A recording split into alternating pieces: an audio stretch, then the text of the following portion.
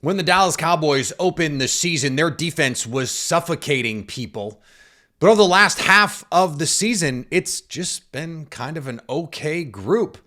That just happens to be the same time frame the Packers offense has taken off. And if Green Bay wants to spring the upset Sunday afternoon at Jerry World, they are going to need to score a boatload of points. They can. Plus, our pal Lily Zhao joins us for a loaded Locked On Packers. You are Locked On Packers, your daily Green Bay Packers podcast. Part of the Locked On Podcast Network, your team every day.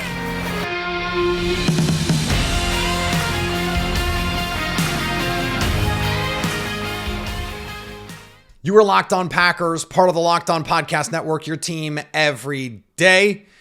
Oh, shoot. I just lost my life. You are Locked On Packers, part of the Locked On Podcast Network, your team every day. I'm Peter Bukowski, and I cover the Packers for The Leap, a newsletter I would love for you to subscribe to. Follow me on Twitter, Peter_Bukowski. Follow the podcast on Twitter, Locked On Packers. Like us on Facebook. Subscribe to the podcast, iTunes, Spotify, Google Podcasts. Wherever you find podcasts, you will find Locked On Packers, the #1 Packers podcast on the internet, and the show for fans who know what happened. They want to know why and how. Thanks to everyone who makes Locked On Packers their first listen every day. Today's episode brought to you by our friends at Jase Medical. Empower yourself when you purchase a Jase case, providing with a personal supply of 5 antibiotics that treat over 50 infections. Get yours today, jasemedical.com, and use code LOCKEDON to get $20 off your order. That's Jase, Jase medical.com.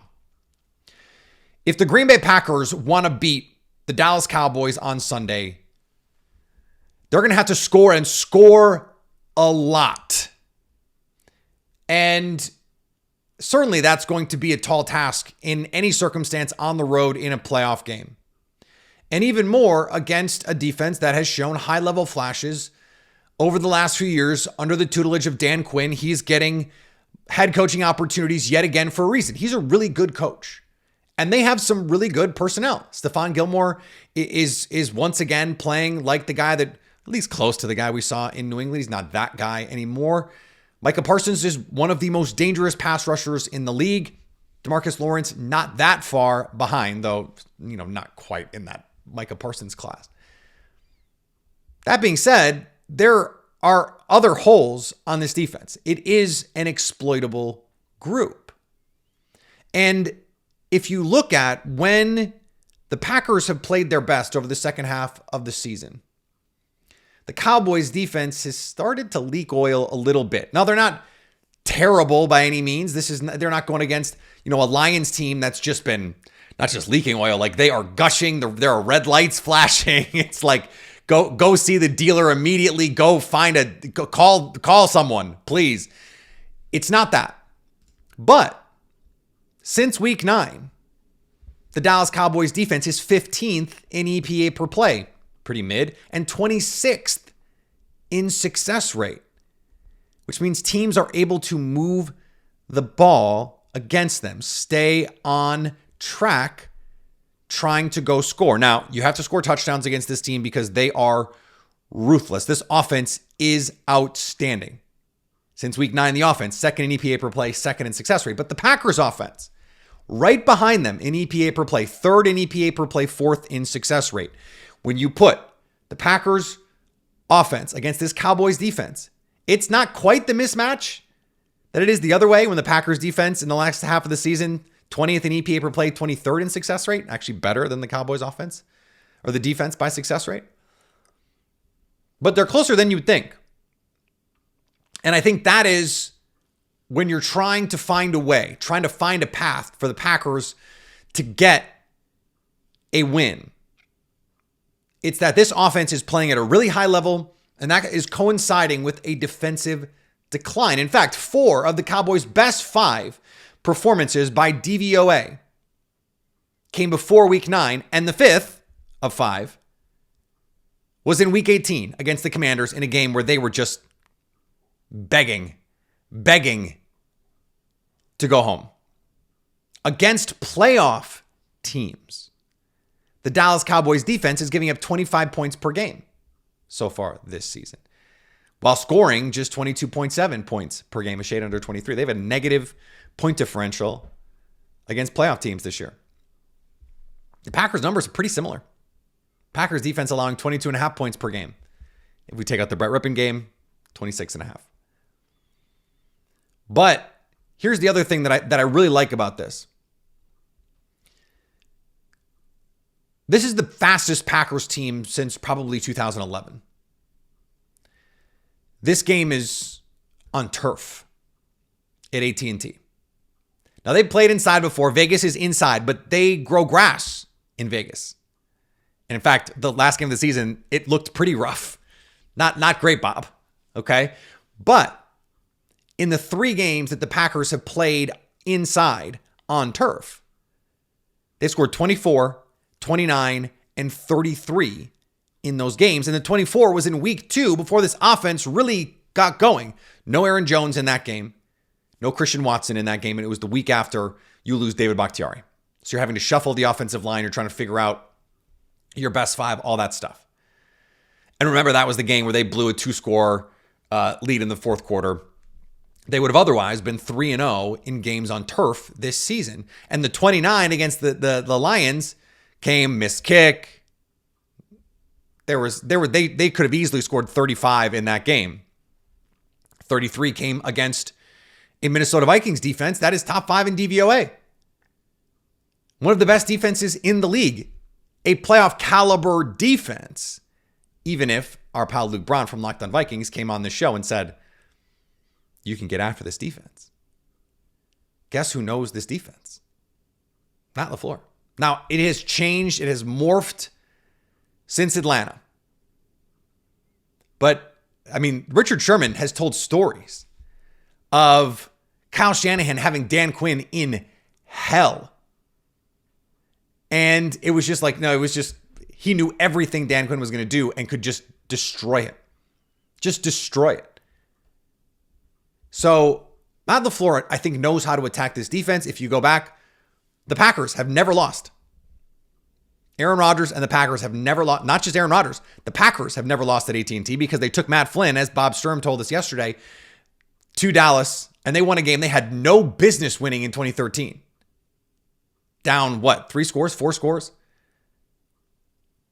The Packers have come in as underdogs at AT&T before, scored a bunch of points, and sprung the upset. And that brings me to the last part of this. In order to maximize this potential opportunity here offensively, Mike McCarthy and this Cowboys team has, in big spots in his postseason career and in Dak Prescott's postseason career, they've played tight. And against the best teams this year, this offense has not looked anywhere near the same. Against the Lions, a bad defense. Just a not good defense. They scrape by 20 points. And they only win that game because of the biggest officiating controversy since, at least since the non-DPI call, Rams Saints in the NFC Championship game. On Twitter, I suggested that it might be the most controversial call since the Fail Mary. That non-DPI call probably bigger because it was a Super Bowl play. But they have played tight.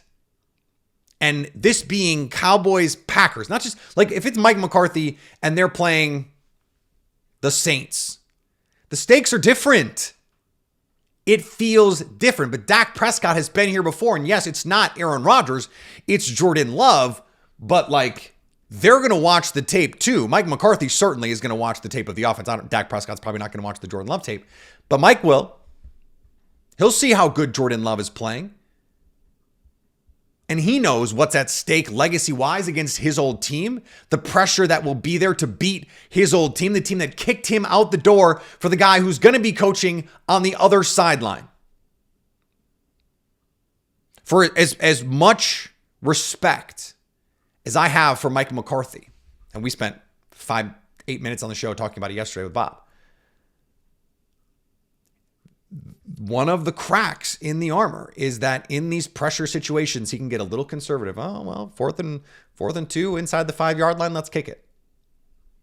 You have to score touchdowns because then you are maximizing every advantage, because we're not sure the Cowboys are going to do the same. And the more you are able to score, the more you keep the pressure on them. This is 2 versus 7.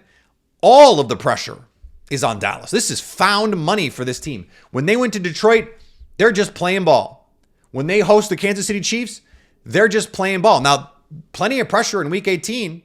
They moved the ball up and down the field. Some tense moments, to be sure. There were some brain farts in there too. But that was a game you have to win. There's actual pressure on you. When the Packers have played loose this season, just let's go out and play. As underdogs especially, Lions, Chiefs, Vikings against Jaron Hall, for crying out loud. They've shown up, and this offense has shown up. And I think this speed can show up in a way that the Cowboys just have not seen. Other than the 49ers, they have not played a lot of teams that have the kind of team speed that this Packers team does, whether Christian Watson plays or not. And we saw Christian Watson last year do to the Cowboys what he did, in part because they just don't have that kind of team speed. This is a little bit of an older team trying to win a Super Bowl. Well, the Packers are the young, hungry team that can just fly around the field. That makes them a chaos agent, and it gives them a chance to spring the upset. All right, we're going to talk to our pal Lily Zhao in just a second here on Locked On Packers. Today's episode is brought to you by our friends at Jase. I know we come to sports to escape from some of the crazy realities of real life, but let's talk about preparing for real life. According to the FDA, pharmacies are running out of antibiotics like amoxicillin right in the middle of the worst flu season in over a decade. That's scary. I can't imagine a more helpless feeling than if my wife or my kids got sick while a supply chain issue kept them from the life-saving medication that they needed. Thankfully, we have Jase Medical. The Jase case is a pack of 5 different antibiotics to treat a long list of bacterial illnesses, including UTIs, respiratory infections, sinusitis, skin infections, among others. And this stuff could happen to any of us. Visit Jase Medical and complete your physician encounter. It will be reviewed by a board-certified physician, and your medications will be dispensed by a licensed pharmacy at a fraction of the regular cost. Now is the perfect time to get prepared. There's no better time than right now. Go to jasemedical.com and use the offer code LOCKEDON to get $20 off your first order. Today's episode also brought to you by our friends at PrizePicks, the largest daily fantasy platform in North America and the easiest and most exciting way to play daily fantasy sports, where you can win up to 25 times your money. $10 can get you $250 if you play your cards right. Well, not your cards, your players. Just put a couple players together, their stat projections. PrizePicks handles the stat projections. They do it. Hey, Jordan Love, passing yards. You decide if he's going to produce more or less than what PrizePicks has set it. You put a couple players together. Now you've got a lineup. Daily fantasy sports. It's that easy. $10 can get you up to $250, up to 25 times your money. Why wouldn't you want to spend 10 to win $250 potentially? I would. I sure would. Go to prizepicks.com/LockedOnNFL and use code LockedOnNFL for a first deposit match up to $100. That's prizepicks.com/LockedOnNFL and use code LockedOnNFL for a first deposit match up to $100. PrizePicks, daily fantasy sports made easy. And thanks to everyone who makes Locked On Packers their first listen every day. We hope you like starting your day with us as much as we like starting our day with you. Locked On has launched the first ever national sports 24/7 streaming channel on YouTube. Go check it out. Locked On Sports Today, here for you 24/7, covering the top sports stories of the day with the local experts of Locked On, plus our national shows covering every league. Go to Locked On Sports Today on YouTube and subscribe to the first ever national sports 24/7 streaming channel. The Packers are in the playoffs, which means we have a bonus edition, and we're going to keep having bonus editions for as long as the Packers keep playing these games from Fox 6 in Milwaukee. Our friend and yours, Lily Zhao, to answer the playoff question, the super wild card question. How you doing? Loving life right now, Peter. It's great that, we have another episode here. on, just to talk about the Packers. They're in the playoffs, get to chat with you. So it's an honor. It's a fun way to keep the new year rolling. So I am doing well. How you doing? I'm good. Trying to work off those holiday pounds, all of those good things, trying to get back into a rhythm here with everyday life back in our faces. Although not much changed really over the holidays for you and I. We just have jobs where you just got to keep doing your thing. And so speaking of continuing to do your thing, Jordan Love in this offense, my goodness, over the last couple of weeks, they have been absolutely rolling. And it has brought up this really interesting question, Lily, about wide receiver one. Do they need one? Christian Watson was supposed to be that. They haven't really had one. And I do wonder about that. Matt LaFleur was asked about it. And he said, I think it helps Jordan Love just sort of play the play. Had a little wry smile on his face. Might have been a little Aaron Rodgers shade. But where do you stand on this idea that, hey, it's actually really good to have all of these options? I agree, because we've seen the effects and the benefits of it, especially when a guy goes down. Christian Watson hasn't played in a while. Romeo Doubs gets injured early in the game, and then you have guys step up. And I think if you have a penultimate number one receiver, whether they're double teamed, whether they get injured, there is a dip when that person either isn't on the field or they're not producing as well. So when you have just a big group of guys that no matter who you plug in the slot, on the outside, and they're producing, that's a massive benefit to a young quarterback to say, I don't have to focus to get the ball to one person. I can just wheel and deal to whoever's open, get my check down, go down deep if I need to. It's a good problem to have. And I will say I'm impressed with how everybody has stepped up in that receiving group and the tight end group as well. So it's a great problem to have. But I think for this Packers team, not having a quote unquote traditional number one has helped them this year. I think Matt LaFleur was not just saying it to say it when he said, I think it helped Jordan to run the play when, I'm paraphrasing now, when you don't have to worry about getting the ball to Devontae Adams. Matt LaFleur was in was in Atlanta when, I don't know why he would be in Arizona, when they had Julio Jones. And but that offense was still, they got the ball to Mohamed Sanu and to they were scheming up fullback leaks. They were doing crazy stuff there. It does seem like there's something to that. And also when you look at a team like the 49ers, Lily, the Packers don't have a Deebo Samuel truly yet. They don't have a Brandon Ayuk yet. But if those guys were 70 or 80% as good, they'd probably look a lot like the guys on this Packers team, like Jaden Reed and Dontavian Wicks, not dissimilar players in a lot of ways. It does raise the question, though, do they have the firepower then to go into Dallas and compete with this team?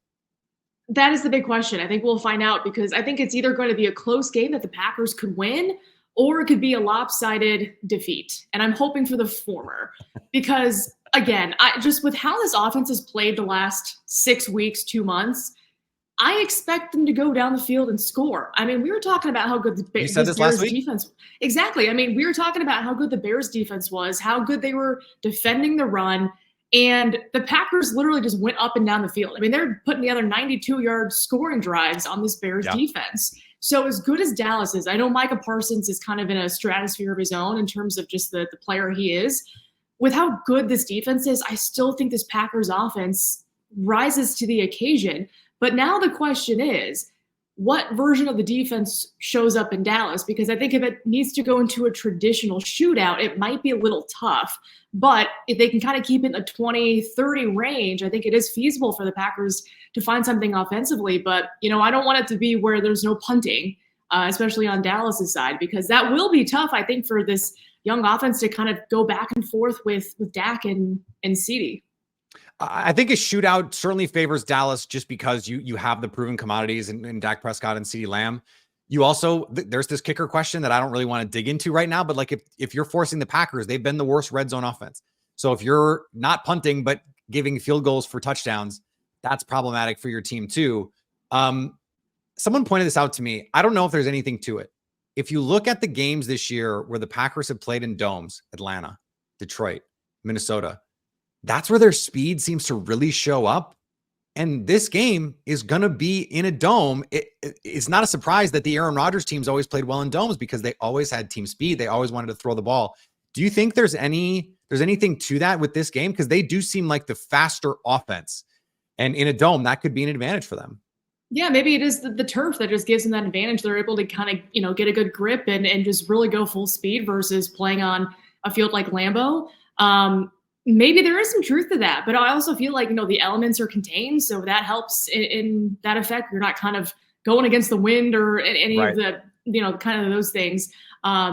So maybe there is some truth to that, but, they have played well in the last two domes that they have been in. And we've seen, like you mentioned, Minnesota and just how well they were able to kind of handle everything. I know that the noise is going to be heightened because it's an enclosed space, but I do think that team speed factor will be on display. And we saw what Jaden Reed has been able to do this season. So I'm excited to see what he can do at Jerry World on that field, just to flash his speed. But I like the Packers' chances. I said the Packers. I like the Packers' chances. I love that. I clocked it and was not going to say anything, but I was like, wow, Lily is fully embracing her Wisconsin right now. I love it. Yeah, I'm like, I know they're 7.5 point underdogs right now, but like the Packers. But I love that we're going to be able to see that speed on display. So I don't know if it is the dome, I don't know if it's the turf, whatever, but this team's fast and they're going to use that to their advantage. I mean, we are old enough to remember we were covering this team when there were these discussions like, hey, is it actually better for the Packers to play on the road because they get to go to these domes? They get to play on these fast tracks with Jordy Nelson and like Aaron Rodgers wants to run around and sling it. And so I don't know. It's just like, it does seem like that could be, that had not occurred to me. And so then someone sent that to me and I was like, wow, my listeners are smart people. And I appreciate that about them. The last couple of weeks, the defense has looked like a different team, Lily. Like I kind of have not recognized this defense over the last couple of weeks, stopping the run against the Chicago Bears in ways that I did not think they would be able to do. How much, like, give me like on a scale of 1 to 10 or however you want to phrase it, how much are you buying into this defense, figuring some things out here? I'd say on a scale of 1 to 10, I'd say like a 7. Okay. Because when you're looking at the offenses that they're facing, they're facing a backup quarterback in Minneapolis, and then Justin Fields, for as well as he's played the last month, I mean, really was contained. I don't know if it was their scheme or whatnot, but, they were effective running the football for a good chunk of the time. And then they went to the pass, and then the Packers took advantage with their pass rush. So I will say, they got after Justin Fields 5 times, kept them to under 200 total yards of offense, which I didn't think was going to happen playing a rival that had literally nothing to lose and wanted to knock Green Bay out of the playoff race. So what they were able to do against Chicago, in my mind, was impressive. But now I think the biggest task is the Cowboys offense. I mean, A, they're undefeated at home. B, they're putting up 37 points per game at home. I don't think the Packers have given up 37 points, or maybe they have this year, but that's a lot of points. So can they? Not offensively. 31 against the Bears. They ended up scoring because they get the Quay Walker touchdown. But yeah, so it's a matter of what can they do in that environment, trying to stop Dak and CeeDee. I mean, CeeDee, I think, is going to have his way in the secondary. They're too good to not be able to get that connection rolling. It's just, how else do they handle this Cowboys offense to give themselves a chance? Because it's going to be literally their toughest test of the season. All right, more with our pal Lily Zhao here in just a second on Locked On Packers. Today's episode brought to you by our friends at BetterHelp. Around New Year's, we get obsessed with how to change ourselves instead of just expanding on what we're already doing right. And maybe you finally organized one part of your space, but you want to tackle another. Maybe you're taking your supplements every morning and now you want to actually eat breakfast too. Therapy can help you find your strength so you can ditch the extreme resolutions and make changes that actually stick. That is the way to make lasting progress. I've been doing pretty good with my wellness journey, trying to always get a little bit better at it. I've been trying to be better at taking my vitamins, prioritizing time for myself to get a workout in if I want to, or just to say, hey, you know what? It's not going to work out for me today. And therapy can help you find the time to prioritize the right things to help you achieve the goals that you are trying to achieve. Just fill out a brief questionnaire to get matched with a licensed therapist and switch therapists at any time for no additional charge. Celebrate the progress you've already made. Visit BetterHelp.com/LockedOn to get 10% off your first month. That's BetterHelp.com/LockedOn. And thanks to everyone who makes Locked On Packers their first listen every day. Locked On has launched the first ever national sports 24/7 streaming channel on YouTube. Locked On Sports Today is here for you 24/7, covering the top sports stories of the day with the local experts of Locked On, plus our national shows covering every league. Go to Locked On Sports Today on YouTube and subscribe to the first ever 24/7 streaming channel. Yeah, I wrote in the Leap, a newsletter I would love for you to subscribe to, that this is the biggest quarterback receiver tandem test since 2021 Mahomes and Tyreek Hill. And they played really well in that game. They clamped Mahomes in that game. And you go back to that same season, Kyler Murray and DeAndre Hopkins and, Russell Wilson and those guys that they have. We've seen this defense. Matt LaFleur was not just saying stuff when he said, we've seen this defense play at a higher level than we saw against the Bucs and against the Panthers. How much do you think Matt LaFleur's impact is being felt here? Because you and I expressed concern that he was going to have to do this, that it was going to take away from the offense. It has not taken away from the offense at all. They just keep rolling. But how much do you think we can credit Matt LaFleur for this defensive turnaround? I mean, I think it certainly helps, right? And I think he was asked about it and he didn't really answer it, I think, in the way that the question was posed, but no, you can, I feel like if you have a head coach, what is he going to say? Yes, it's all me. I did it. Joe Barry's a moron. No, he can't do that. But I feel like if you have your head coach and his eyes are on the defense, right, just to make sure things are happening, I feel like not that guys weren't playing to their best level, but now that they're knowing, hey, coach literally is watching us, especially on defense. I think there's some of that, but I also think that, when the stakes have been higher, when they're playing opponents that traditionally the national pundits are saying they're not supposed to beat, they just play better for some reason. So, I don't know of any national pundit that's going to say the Packers might be pulling off an upset. It's probably going to be a sweep of Dallas. So, these guys are going to be playing with a chip on their shoulder. They talked about it in the locker room. Like, everyone counted us out. We're confident in this team. And, we kind of embrace the role as an underdog. And I think the defense kind of plays their best when they're in that position. But I do think that having LaFleur overseeing things, just having his eyes and more attention on that has kind of gotten everybody to play a little bit better too. I think the idea of being an underdog against the guy who popularized the phrase "nobody's underdog" is just, it is chef's kiss, perfect. The script writers a little lazy. I think it's a little on the nose, if you ask me. But here we are. So I feel like you do that. There is, if you're going to make a case for the Packers, it's really a vibes case, right? Like it's just go out, play free. And if you're up 14-10 at halftime, that stadium, we talked about it with Bob Sturm yesterday from the ticket, like that stadium is going to be 100,000 people on their hands. And it's going to be sphincter tightening on the sideline in Dallas. Mike McCarthy, Dak Prescott, like there's a lot of pressure on those guys to perform. And the Packers can just say, screw it. Let's just go win. That's a great point. I think literally all the pressure is on Dallas because, again, they built a team that they're talking Super Bowl this year, right? And the last thing they want to have happen is the Green Bay Packers number 7 seed coming into their house and knocking them off for the first time this season. And all the pressure is going to be on them in the playoffs again. Again, yes. So again, all the pressure is on them. Like you mentioned, the Packers are going to be coming in loose. They're not going to be intimidated. They're not going to play tense because what do they have to lose? No one expects them to win. So just play your brand of football. But I like that role that they're embracing because we've seen the Packers with home field advantage the last couple of years, and they've just played very tight because I think the pressure is on them to win, and they haven't performed. So we'll see how this young team embraces that role on the other side.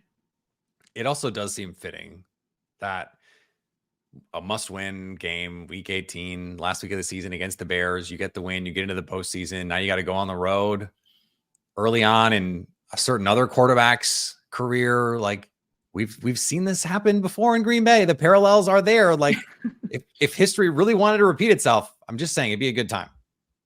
I agree. I mean, we'll see. I'm not going to predict it. Look, I'm not going to predict it, right? Like, come on. Yeah. But I was going through their numbers as I was working on that piece for the Leap that I mentioned. And I was like, let me find somewhere that I can talk about for Dallas that is a space on their offense that you can exploit defensively. And I was like, doesn't exist. This team is just really, really, really, really, really freaking good offensively. And I think they are a nightmare matchup for this Packers defense because the Packers defense wants you to make a mistake. And they want you to get frustrated that you're not creating explosive plays vertically. And the Cowboys are like, we do not care. We are just going to take you apart surgically. We're going to take whatever you give us. We're going to attack you everywhere you're weak. And they're just surgical. They're so precise. They're a lot like the Aaron Rodgers offenses that we saw in those mid 2000s where they weren't, explosive down the field, but they're just so precise. I think it's a really bad matchup for Green Bay. If they win, it's going to have to be 38-35. Like that's just what it's going to have to be, I think. Yeah, I agree. And I think for them to win, they're going to have to get a takeaway. I just don't see how they're winning this ball game with the Cowboys getting every possession. Yeah. Because like you mentioned, while they're not going to be, throwing 80-yard bombs down the field, they're going to be dissecting you all the way down into the end zone and scoring a touchdown. And they can't go Packers can't go touchdown for field goal. So I think this team needs to get one. They need the Cowboys to make at least one mistake to keep their, to keep it themselves in this one. But you're right. I mean, this offense has been so explosive, and it's just so fun that we're going to be seeing the NFL passing touchdown leader and Dak face the number 2 guy in Jordan Love. Not physically, but it's going to be fun to have that matchup. But it's can this Packers defense rise to the occasion and prove everybody wrong? Because, looking at the matchups and looking at it on paper, I mean, it's an automatic win for Dallas, but something's going to have to give in Green Bay's favor if they want to win this one defensively. Yeah, it took 2 interceptions from Dak Prescott last year in the regular season. It also took Christian Watson on an all-time heater, and it took the worst collapse in Cowboys regular season history to win that game. They had never lost from 14 down in the fourth quarter in the regular season, and they lost. So the Packers, some good vibes here. Always good vibes with Zhao doing with our pal Lily Zhao. Lily, we'll talk to you next week no matter what, but hopefully we are talking about more football next week. We'll see. I agree. Thanks, Peter. All right. Thanks to Lily for joining the show. Always great to talk to her. Hopefully we get to do it again next week, talking about more Packers football. Back tomorrow, a crossover Thursday. Locked on Packers, Locked on Cowboys, a collision course on Super Wild Card Weekend. Follow me on Twitter, Peter_Bukowski. Follow the podcast on Twitter, Locked on Packers. Like us on Facebook. Subscribe to the podcast, iTunes, Spotify, Google Podcasts. Wherever you find podcasts, you will find Locked on Packers. And anytime you want to come hang out with us live, we're live on YouTube. We'll be live on YouTube after the game this weekend, so you can stay Locked on Packers.